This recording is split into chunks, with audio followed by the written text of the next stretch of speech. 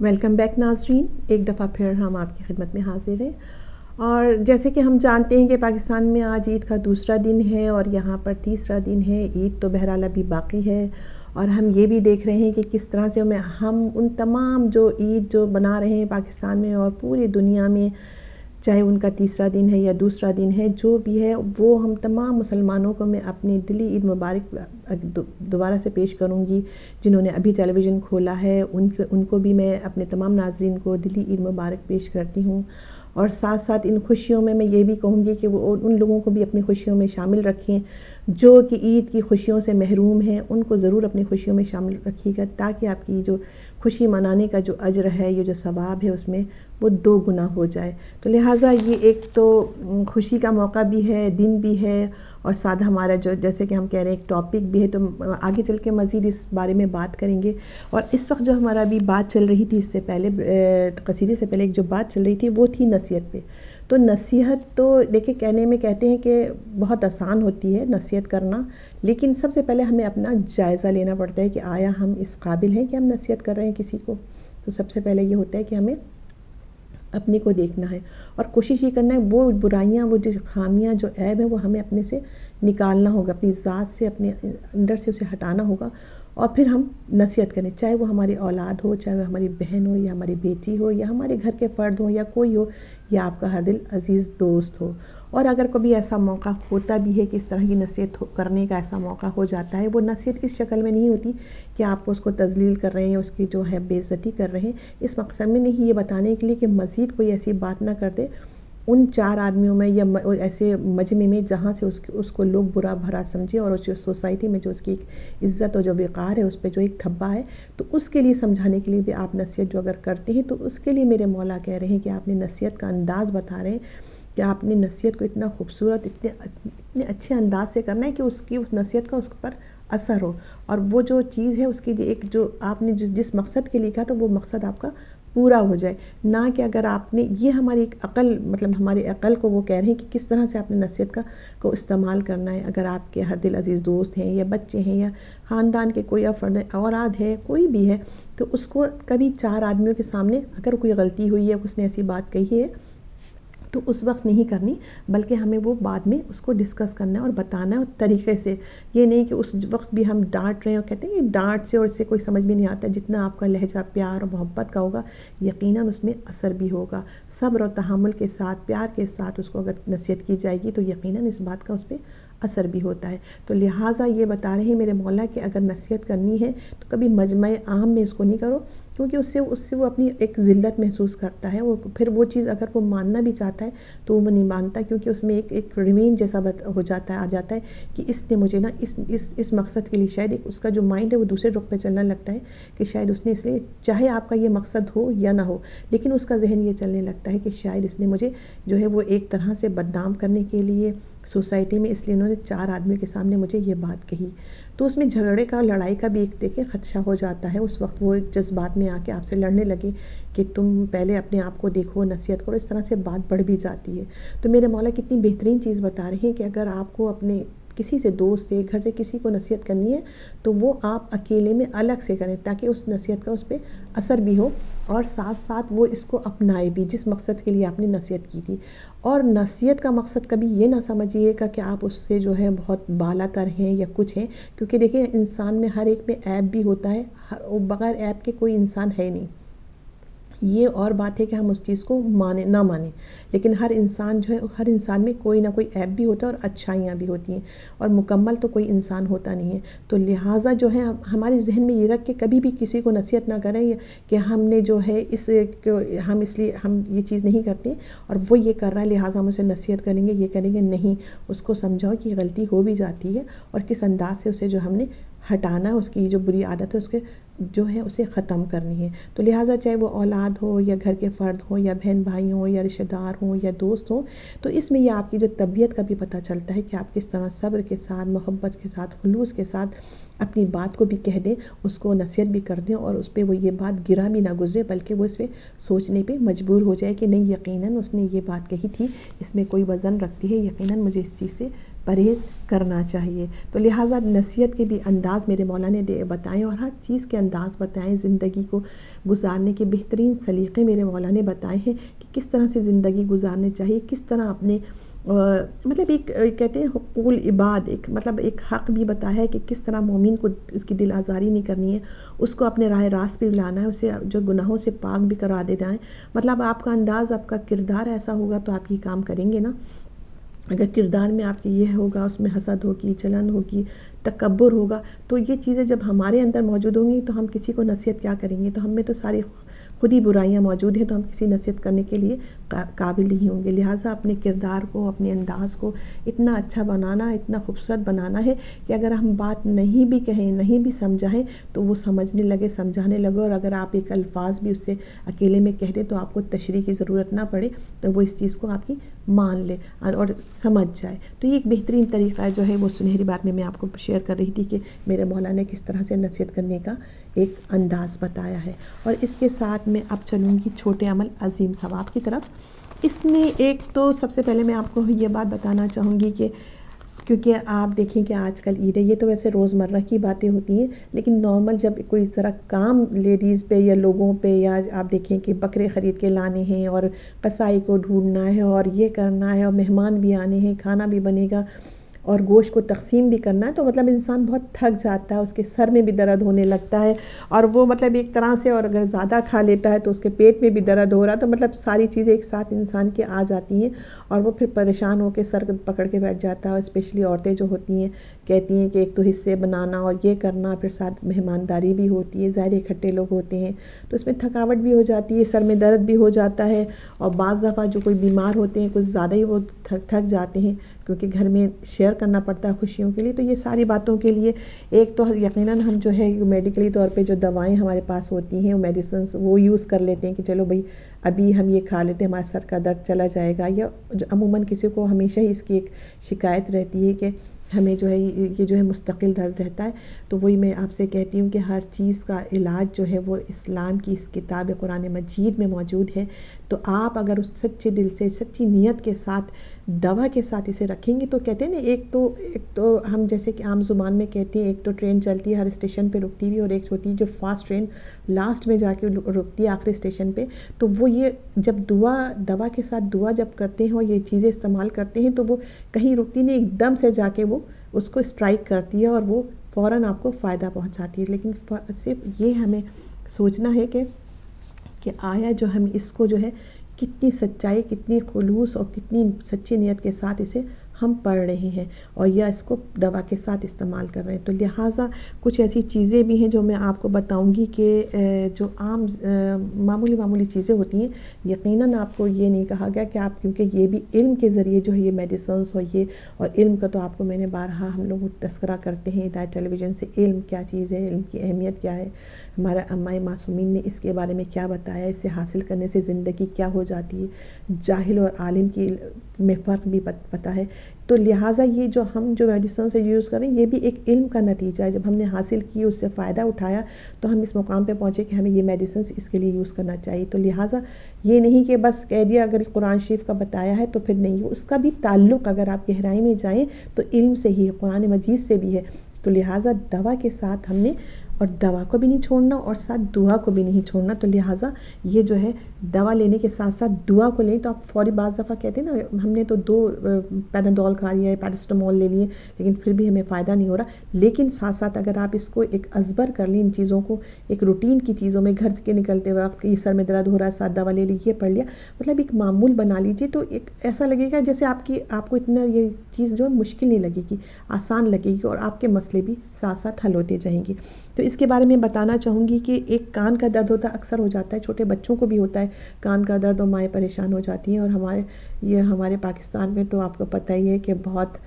ہر گھر میں ڈاکٹر موجود ہے، کچھ نہ کچھ بتاتا ہے، کوئی حکمت کا کچھ۔ لیکن اس کنٹری میں، ان کنٹری یورپ کنٹریز میں ایسا نہیں ہے، وہاں تو صرف اگر ہمارا جو ہے ایک ڈاکٹر جو ہے سرجری بیٹھتا ہے وہی پرسکرائب کرے گا تو ہمیں لینا ہے، وہی چیز استعمال کرنی ہے۔ لیکن پاکستان میں جیسے میں نے کہا کہ ہر گھر میں ڈاکٹر موجود ہیں، اور ایک نہیں کتنے ڈاکٹرز ہوتے ہیں، تو علاج چل جاتا ہے اور وہ کام بھی کر جاتا ہے۔ تو ساتھ ساتھ میں یہ بتانا چاہوں گی کہ کان کے درد کے لیے جو ہے وہ سورۃ لقمان میں آیت نمبر 7 جو ہے وہ 7 دفعہ پڑھ کر دم کرنے سے انشاءاللہ شفا حاصل ہوتی ہے. تو جو اگر کان میں درد ہے تو آپ ویسے جو آپ کی دوا جو ڈالنی ہے کان کی وہ ضرور ڈالیے. ساتھ جو ہے یہ آپ نے جو سورۃ لقمان کی آیت نمبر 7 کو 7 مرتبہ پڑھنا ہے. پڑھ کے دم کر دیں اس کو تو انشاءاللہ تعالیٰ کان کا درد جو ہے وہ چلا جائے گا. اور ہم جیسے کہ اندازہ لگاتے ہیں کان کا درد جو ہوتا ہے یقیناً دیکھیں اتنا مطلب خراب چیز ہے. یقین جانی کہ پورے سر کو بھی لے لیتا ہے اور پورے آپ کے آدھے منہ کے حصے کو جس سائڈ پہ بھی ہو رہا ہوگا اور پورے دانتوں تک مسوڑوں تک اس کی تکلیف آئے گی اور آپ مطلب اتنے بیزار نظر آئیں گے کہ دیکھنے والا کہے گا کہ کتنی بڑی اذیت میں. لیکن وہ صرف کان کا درد ہی ایسا ہوتا ہے کہ وہ انسان سے بے چین کر دیتا ہے. تو لہٰذا اس کے ساتھ آپ ڈراپس ڈالنے ہیں جو بھی ڈاکٹرز نے بتایا ہے یا کوئی بھی چیز ایک حکمت کی آپ کو بتا دی گئی ہے یا حکیم نے کوئی ایسے آئلس بھی ہے پاکستان میں ہوتے ہیں اور کچھ چیزیں ایسی بھی ہوتی ہیں کہ آپ گھر میں بھی اس آئلس کو بنا سکتے ہو. یقیناً وہ فائدہ مند بھی ہوتی ہے, نقصان دہ چیز نہیں ہوتی. جو ہماری جو کچن سے ہم جسے حاصل کر لیتے ہیں تو وہ یقیناً جو ہے وہ فائدہ مند ہوتی ہیں. لیکن ساتھ ساتھ میں یہ بتانا چاہ رہی تھی کہ آپ نے اس کو بھی اپنے جو ہے استعمال میں رکھنا ہے. اس دعاؤں کو بھی ضرور شامل رکھا کریں. سورۃ لقمان ہے بلکہ آپ ایسا ہوتا ہے کہ اکثر نہیں کسی وقت, کیونکہ ہر وقت تو کان میں درد نہیں ہوتا. چھوٹے بچوں میں اکثر یہ شکایت رہتی ہے یا کہیں چلے گئے یا پانی یا سمندر میں یہ نہانے کے لیے تو کان میں پانی چلا جاتا ہے نہانے میں تو بھی اکثر درد ہو جاتا ہے لوگوں کے کان میں. تو اس کے لیے بھی تو ایک جیسے انسان ہوتا ہے کہ ان چیزوں کے لیے چھوٹی چھوٹی ایک چیزیں بنا کے رکھ لیتے ہیں کہ جب ہمیں یہ چیز ہے تو ہم نے وہ آیت بھی پڑھ لی ساتھ ساتھ اور اس کے ساتھ ساتھ ہم نے جو یہ دوا بھی استعمال کری تو فوری طور پہ اس کا فائدہ ہوتا ہے. اور اس کے ساتھ میں کروں گی اکثر لوگوں کو ہو جاتا ہے وہ ناف جو ہے تو وہ اتر جاتی ہے. ناف تو کہتے ہیں کہ ناف جو ہے اپنی جگہ سے ہٹ جاتی ہے یا اسے ٹل جاتی ہے, بعض ٹل بھی کہتے ہیں وہ ہٹ بھی جاتی ہے اپنی جگہ سے. اس کے لیے سورۃ بقرہ کی آیت نمبر 178 کو لکھ کر ناف پر باندھ دیں تو انشاءاللہ تعالیٰ ناف جو ہے وہ اپنی جگہ پہ آ جائے گی, ٹھیک ہو جائے گی. اس کے کچھ طریقے بھی ہوتے ہیں, لوگ کچھ ناف کو چڑھاتے بھی ہیں کہ وہ, لیکن ساتھ ساتھ آپ نے یہ بھی کر دیں گے تو انشاءاللہ تعالیٰ جو آپ کی جو ناف کا جو ہٹ گئی اپنی جگہ سے وہ بھی اپنی جگہ پہ آ جائے گی. اس طرح سے ہر قسم کی جو درد ہوتا ہے جسم میں, ہر کسی بھی قسم کا آپ کے درد ہو رہا ہو تو اس کے لیے بنی اسرائیل کی آیت نمبر 105 کو جہاں درد کا مقام میں ہاتھ رکھ کے 3 بار جو ہے وہ دم کریں, انشاءاللہ تعالیٰ درد جو ہے وہ ختم ہو جائے گا. اور یہ ہر قسم کے درد کے لیے میں آپ کو بات بتا رہی ہوں, کسی بھی قسم کا ہوتا ہے. اور اتفاق سے کل ہی میرے ایک بھتیجا آیا ہوا ہے, وہ تو اس کو کمر میں تکلیف ہو گئی اور اس کو درد ہو رہا تھا, تو میں نے جب یہ دیکھ رہی تھی تو میں نے بھی اس کے کمر پہ جو ہے ہاتھ رکھ کے یہ جو ہے پڑھا تو انشاءاللہ اس کے کہہ رہا تھا کہ مجھے تھوڑی دیر میں بتایا تھوڑا سا مجھے اس کا ریلیف ملا ہے. تو لہٰذا مطلب آپ کا عقیدہ اور یہ ہونا چاہیے کہ آپ نے یہ ساتھ ساتھ دوا کے ساتھ ساتھ یہ بھی کرنا ہے. آپ کو ایک دوا اس نے لی لیکن اتنا ریلیف نہیں تھا, ساتھ میں نے یہ بھی کر دیا. ایک تو اپنا عقیدہ بھی ہے اور اپنی تسلی بھی ہے اور یقین بھی ہے, جب یہ ساری چیزیں اکٹھی ہو جائیں تو یقیناً وہ چیز فائدہ پہنچاتی ہے. اور اس کے ساتھ سر درد کے لیے ایک اور میں آپ کو بتاؤں گی, سورۃ واقعہ آیت نمبر جو ہے وہ 19 کو آپ 3 بار پڑھ کر سر پر دم کریں تو انشاءاللہ تعالیٰ وہ جو درد ہے وہ ختم ہو جاتا ہے. تو لہٰذا یہ وہ چیزیں ہیں جو ہم کہتے ہیں کہ ایک مطلب روزمرہ روٹین میں اکثر ہوتی رہتی ہے. یہ نہیں کہ خدا نہ خاصہ کوئی بڑے مسئلہ ہے, سر میں درد ہو گیا, کمر میں درد ہو گیا ہے کام کرنے سے, یا کان میں درد اچانک ہو گیا, تو یہ چھوٹی چھوٹی ایسی چیزیں ہیں جو مطلب ایک رہتی ہیں گھر میں, کبھی کسی کو ہو جاتا ہے. تو لہٰذا ہمیں ان چیزوں کے لیے بھی ہمارے قرآن مجید میں یہ چیزیں ہیں. تو آپ اگر ہمارے مولا ہمیں بتاتے ہیں یہ چیزیں, اگر خود ہمارے مولا نے امام جعفر صادق علیہ السلام جو تھے وہ ان کے پاس کوئی شخص آیا سر کی شکایت کی تو سر پہ ہاتھ رکھ کے قرآن مجید کی آیت کو انہوں نے جب اس کو تلاوت کی تو اس کا سر کا درد چلا گیا. حالانکہ میرے مولا کہہ سکتے تھے کہ یہ دوا لے لو, یا حکیم جو اس زمانے میں ہوتے تو کہہ سکتے تھے, لیکن میرے مولا نے یہ بتانے کا مقصد یہ ہوتا ہے کہ آپ نے یہ تو ہے, اس کے ساتھ اس کی تاثیر بھی بتائیے میرے مولا نے قرآن مجید کی کہ اس کی کیا اثرات ہیں, یہ بتانے کے لیے میرے مولا نے اس کو استعمال کیا اور بتایا ہمیں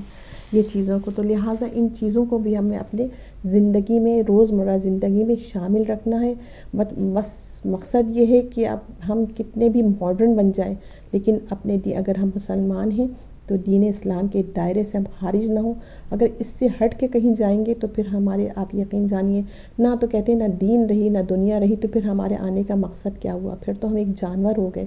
واحد مذہب اسلام ایسا ہے جو ایک بہترین ہمیں راہ ہدایت کا راستہ بھی بتاتا ہے اور زندگی گزارنے کے طریقے بھی بتاتا ہے. جیسے کہ اس بات نکلی تو ایک بات بھی آگے مطلب بتانا چاہوں گی کہ دوسرے مذاہب میں اکثر ایسا ہوتا ہے کہ ہمارے مذہب میں بھی ایک جو ہے آزادی کا حق ہے، یہ نہیں کہ آزادی نہیں ہے، حق ہے، لیکن ایک حدود بتائی گئی ہے، ایک طریقہ بتایا گیا ہے، آپ کو دنیا میں زندگی گزارنا ہے، اس حد سے آگے نہیں گزرنا۔ تو اب وہ نہ گزرنے کا بھی مقصد ہیں کہ کیوں نہیں گزر، کیونکہ اس کے بعد وہ نقصانات ہو جاتے ہیں، وہ آپ نقصان میں چلے جائیں گے، آپ کی زندگی جو ہے وہ دنیا میں بھی نقصان ہے اور آخرت میں بھی نقصان ہے۔ اور لیکن جب ہم دوسرے مذاہب میں دیکھتے ہیں کہ اگر وہ اپنی آزادی اتنے آزاد ہو گئے، فریڈم کرتے کرتے وہ اتنے آزاد ہو گئے کہ آج میں نے اس میں ان کا فیچر بھی پڑھا تھا، تو اس میں یہ بتایا کہ اب وہ یہ ریسرچ کر رہے ہیں کہ اتنی آزادی سے وہ خود پریشان ہو گئے، اور اس چیز کو وہ کہہ رہے ہیں کہ یہ اتنی اب ہمارے لیے زیادہ آزادی میں ہمارے لیے مشکلیں پیدا ہو گئی ہیں، اس میں معاشی طور پہ بھی ہے، جسمانی طور پہ بھی، ہر طرح کی جو ہے وہ ان کے لیے وہ عذاب بنتے جا رہے ہیں۔ تو لہٰذا اس سے میں نے پڑھنے سے میں نے اندازہ کیا، دیکھیں کتنا میرا مذہب اسلام کتنا بہترین اور خوبصورت ہے کہ ہر چیز کی ایک پابندی کر کے اس چیز سے بچا لیا جس میں انسان کی نقصان، جس کے لیے انسان کے لیے نقصان ہے زندگی میں۔ اور ہم عام بھی مشاہدہ جب کرتے ہیں، جو موسٹلی جو یورپ میں رہتے ہیں لوگ، انہیں اندازہ ہوتا ہے کہ آزادی جو ہے کتنی آزادی سے بھی وہ اپنے معاشی طور پہ پریشان ہے، رشتوں میں دراڑے ہیں، کوئی وہ تہذیب اس چیز میں نہیں ہے، ادب آداب نہیں ہے، کیونکہ وہ کہتے ہیں کہ ہم آزاد ہیں، فریڈم ہے، ہم کسی کی بات سن نہیں سکتے۔ پھر جو ہوتا ہے جب معاشی طور پہ آتے ہیں تو وہ دیکھتے ہیں اپنا اپنا کھا رہے ہیں اور یہ کر رہے ہیں، تو مطلب وہ محبتیں بھی ختم ہو گئی ہیں، وہ الفت بھی نہیں رہی اس میں، وہ معاشی طور پہ بھی مطلب ایک طرح سے جا رہے ہیں، اور حکومتوں پہ بھی بوجھ آ رہا ہے، ظاہر ہے وہ بوجھ اٹھا رہی ان چیزوں کا۔ تو ایک وقت آ رہا ہے کہ وہ بھی اب پریشان ہے سروے کر کے۔ تو یہ ہم اگر جاتے ہیں پلٹ کے اپنے مذہب کو دیکھتے ہیں تو یقین جانیں کہ اتنا پیارا خوبصورت مذہب ہے، تو ہمیں افسوس ہوتا ہے، ہم سوچتے ہیں کہ ہم کیسے مسلمان ہیں کہ اتنا پیارے مذہب پہ ہمارے آنکھوں پہ کیوں پٹی پڑی ہوئی ہے کہ اتنا خوبصورت مذہب کو چھوڑ کے ہم دوسرے مذہب کے لوگوں کی تعریف کرتے ہیں، حالانکہ ساری چیزیں جو انہوں نے مذہب اسلام سے لی ہیں، لیکن جس میں وہ زیادہ آگے بڑھ گئے، جس کی منادی تھی اس کو بھی لے لیا۔ لیکن ہم یہی کہتے ہیں کہ نہیں یہ ماڈرن ہے اور ہم پڑھے لکھے ہیں، حالانکہ یہ پڑھے لکھے نہیں ہیں، عالم تو ہر دور میں رہے، اور ہمارے اماء معصومین علیہ السلام جن کے گھر پہ خود علم آیا، جن کے کہتے ہیں میرے نبی صلی اللہ علیہ وسلم فرماتے ہیں کہ میں علم کا شہر ہوں، اور حضرت علی ابن ابی طالب علیہ السلام جو ہے اس کا دروازہ ہے۔ تو ان جیسا عالم اور ایک طرح سے کہہ لیجئے جو آج کے چند چیزوں کو سیکھ کے اپنے آپ کو ماڈرن کہتے ہیں، تو ان سے زیادہ اس سینس میں ماڈرن کون ہوگا، کون اتنا علم جان رہا ہوگا، جنہیں ہر چیز پتہ ہو۔ تو ہم یہ ساتھ کہہ دیں کہ نہیں، ہم جانتے ہیں اور کوئی کچھ نہیں جانتا، تو لہٰذا ہم اپنے ذہنوں کو اتنا اس لحاظ سے ہمیں سوچنا ہوگا اور سمجھنا ہوگا، یہ کرنا ہوگا کہ نہیں، علم ہی سب کچھ ہے، اور علم وہیں سے آیا ہے جہاں سے انہوں نے حاصل کیا، جہاں سے انہوں نے لیا ہے۔ تو ہم اس علم کے لوگوں کو کیوں نہ پیار کریں، ان کی باتوں کو کیوں نہ سنیں، ان پہ کیوں نہ چلیں جس میں ہماری بھلائی ہے دنیا میں رہنے کے لیے بھی، اور جیسے ہم کہتے ہیں دنیا میں رہنے میں بھی اس میں بھلائی ہے اور آخرت میں بھی ہماری بھلائی ہے، کیونکہ اگر ہماری زندگی کا یقین جانے کوئی مقصد نہیں، کچھ نہیں، تو پھر ہمارے جانوروں سے بدتر ہماری زندگی ہے۔ اور ہمیں تو پروردگار کہتا ہے کہ ہم نے تمہیں کوئی جانور نہیں بنایا، وہاں پر بھی عقل کو اس کو محدود کر دیا، اس کی عقلوں کو، اور ہمیں اشرف المخلوقات بنا دیا۔ میرے رب نے عقل دے کے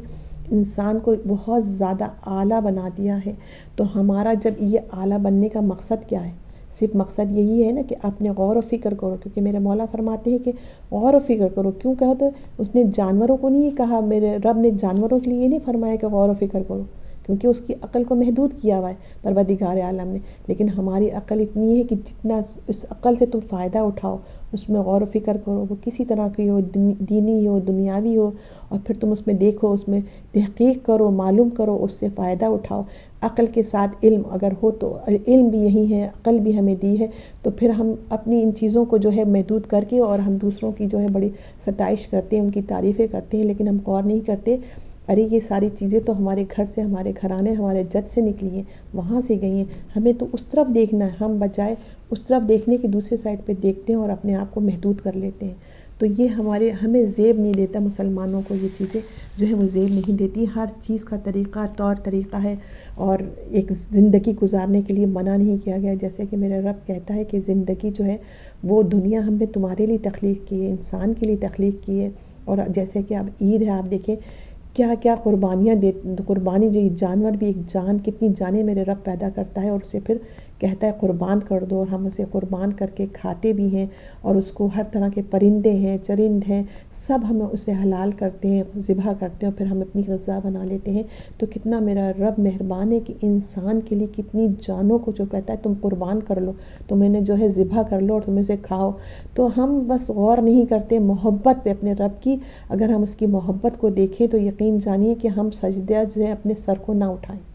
لیکن ہم اتنے مطلب ایک کہتے ہیں کہ تکبر میں آئے میں اپنے کہتے ہیں کہ جوانی کے اور اس میں اور سوچ سے اتنے دور چلے گئے کہ اپنے رب کی پہچان نہیں ہے کہ وہ ہمارے لیے کیا کیا چیزیں بنا رہا ہے، کہ دنیا میں کیا کیا تخلیق کرا ہے اس نے ہمارے لیے، اور کہتا بھی یہ سب کچھ تمہارے لیے، تم اسے استعمال کرو،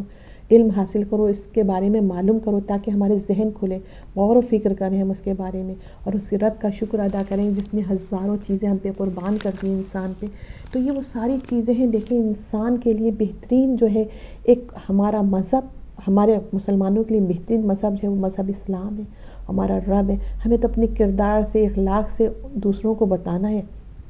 کہ ہم کیا ہیں، ہمارا مذہب کیا ہے، ہم کس کے فالوورز ہیں۔ تو یہ ساری چیزیں ہمیں اپنے کردار سے بتانی ہوگی، نہ کہ ہم زبانی، جیسے کہ میں نے بتایا، بس ایک دوسرے کو زبانی نصیحت کر دی اور اس کے بعد خیر صلی اللہ ٹھیک ہے۔ نہیں، اگر اپنے کردار کو، اپنے آپ کو اچھا نہیں کریں گے تو یقین جانیے کہ وہ ہمارے لیے نصیحت بھی سب کچھ بیکار ہے، کیونکہ الٹا ہمیں پلٹ کے جب یہ جواب ملے گا، پہلے اپنے گریبان میں جھانکو اور پھر نصیحت کرو، تو اس وقت ہمارے پاس کوئی جواب موجود نہیں ہوگا سوائے لڑائی کے۔ ہم وہ کہتے ہیں نا، جاہل جو ہوتا ہے وہ سوائے بحث کر سکتا ہے، کسی انجام پہ نہیں، صرف اپنے آپ کو منوانے کے لیے وہ بحث کرتا ہے، اور وہ بحث بھی جو ہوتی کسی نتیجے پہ نہیں پہنچتی سوائے جھگڑے کے۔ تو لہٰذا ہمیں وہ چیزیں، ساری چیزیں جو ہے نا،